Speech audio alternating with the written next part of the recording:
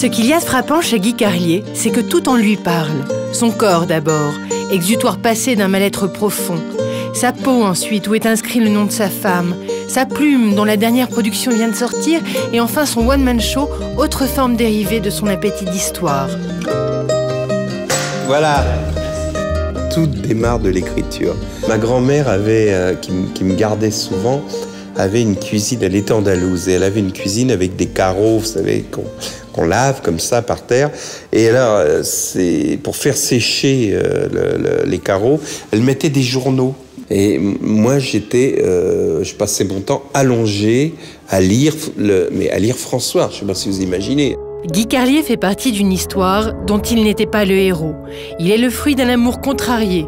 Sa mère est tombée amoureuse du gars qui chante sur le marché, l'homme n'est pas resté et a laissé au petit la trace de l'absence. J'avais retrouvé des photos de cet homme-là chez ma grand-mère et j'en avais fait mon héros. Je me souviens, j'avais même fait un montage où j'avais une photo de lui en soldat et moi à l'armée, et où je le tenais par l'épaule, tous les deux en uniforme. Et j'ai longtemps eu cette photo-là sur mon bureau.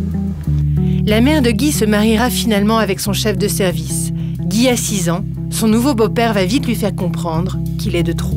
J'aurais bien aimé que ça se passe bien, et dès le début, il a été odieux. Donc je pense que pour cet homme, j'étais presque comme une tache de sperme, quoi. Vous voyez, vous comprenez ce que je veux dire? J'étais la matérialisation de quelqu'un que sa femme avait aimé, alors qu'il était persuadé, et à juste titre, qu'elle ne l'aimait pas de la même façon, en tout cas. Pour se consoler, Guy Carlier va faire rire ses camarades de classe et s'évader en lisant des San Antonio. Là, il trouve les réponses aux questions qu'il se pose. Quand vous lisez des pages de Frédéric Dard sur les cons, à cet âge-là, ça vous fait du bien quand vous en avez un face à vous qui vous fait mal par sa connerie.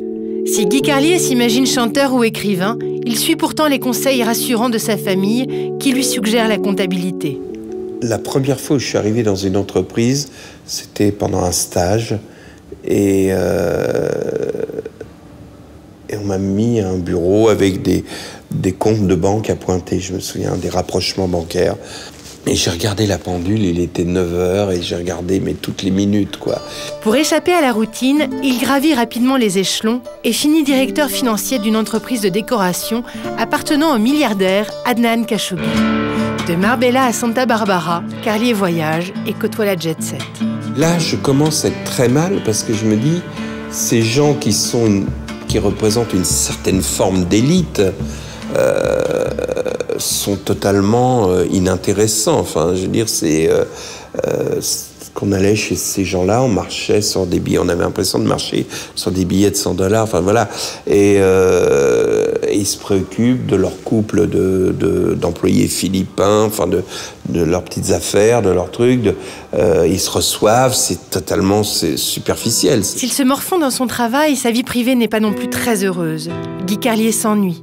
Alors, pour compenser, il écrit des textes, des chansons, mais surtout il mange beaucoup, beaucoup trop. J'ai lâché vraiment le jour où j'ai décidé que je vivrais plus avec la mère de mes deux grands-enfants. Et donc là, j'ai vécu tout seul, donc j'avais plus aucune raison d'avoir la moindre tenue, je dirais, alimentaire. Donc les choses, vous voyez, sont pas si simples parce que c'est l'époque où ma vie a changé, où j'ai commencé à réaliser des choses, à faire de la radio, à boucler d'autres rêves d'enfant. Et j'ai continué pendant des années à me détruire, on va dire jusqu'en 2006. Cette année-là, à la clinique Levenstein, où Guy est enfermé pour lutter contre sa boulimie, il rencontre Joséphine, venue avec un ami journaliste lui parler de San Antonio. Joséphine rentre dans la pièce et je pouvais même pas la regarder, quoi. C'était la fille de Frédéric Dard. Et à un moment, je regardais le journaliste, et à un moment, je me tourne vers elle et je dis, mais excusez-moi, je suis impoli, c'est pas possible pour moi de vous regarder. Et là, on savait, à ce premier regard, qu'on se quitterait jamais, qu'on s'attendait depuis toujours, et que nos destructions étaient dues au fait qu'on ne s'était pas rencontrés avant. Elles, c'était d'autres formes de mal-être et on ne s'est plus quittés. De leur amour est né Antoine, Frédéric Dard est devenu le beau-père rêvé et Guy s'est guéri de la boulimie, bien qu'il en portera toujours la marque. Vous savez, Simone Signoret disait c'est rond quand on bouclait des choses de l'enfance comme ça. Donc là, c'est vraiment le cercle complet, quoi.